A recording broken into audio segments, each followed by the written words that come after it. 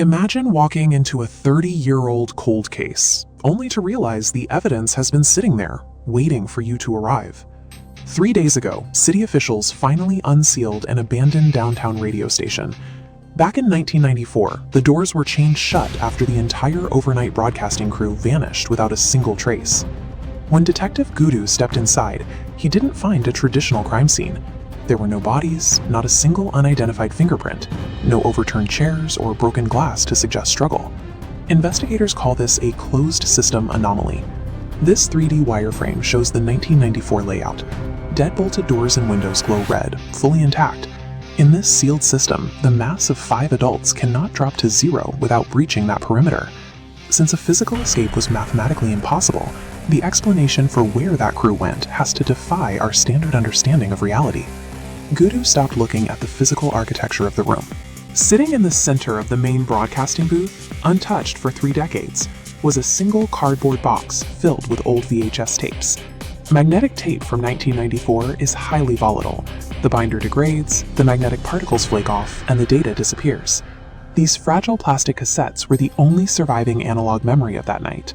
To solve a crime with 0 physical footprints, Guddu had to stop looking for physical clues and interrogate this deteriorating recording. At exactly midnight, Guddu pulled a tape from the box, pushed it into the station's ancient CRT television, and hit play. Static washed over the glass, and then the image resolved. The tape was showing the exact same room Guddu was currently standing in, like a low-resolution mirror. But the reflection was 30 years out of date. The bulky mixing boards and the oversized flannel shirts on the screen confirmed the footage was firmly locked in 1994. The missing radio crew was right there, but not broadcasting. They huddled tightly around the desk, looking around frantically in the dark, exchanging nervous whispers. Guddu was looking directly into the past, acting as a passive witness to the final, terrifying moments before an impossible disappearance. Then the recording shifted. One of the crew members stopped scanning the dark room, turned his head, and locked eyes directly with the camera lens. He pointed straight ahead and whispered, "He's here." Given the angle of his gaze, it was obvious he wasn't talking to the 1994 cameraman. The observer paradox states that observing a phenomenon alters it. 2 timelines, 1994 and present day, run parallel, divided by a barrier. Guddu's observation shatters this wall. His gaze acts as a vector, striking 1994, turning a static past live. The roles inverted.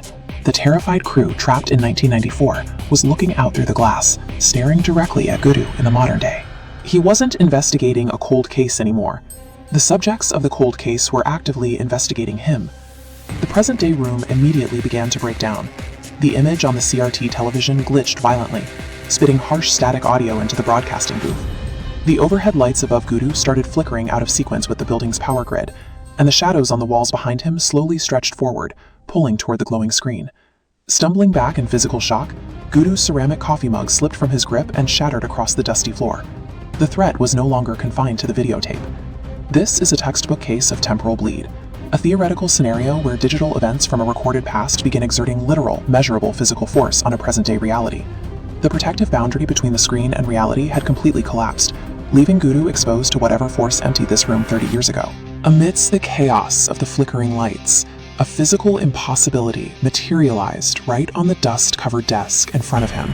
A vintage Polaroid photograph that hadn't been there a minute ago. The photo showed the entire 1994 radio crew, huddled together, smiling warmly at the camera, as if absolutely nothing was wrong. But standing silently in the dark background of that 30-year-old physical photo was Detective Guddu. He was staring back at the lens, wearing the exact same clothes he had on tonight. The VCR abruptly clicked, and the VHS tape began rewinding entirely on its own.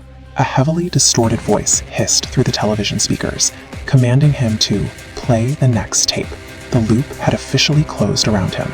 Since Detective Guddu is already baked into the history of this cold case, the evidence requires a new observer.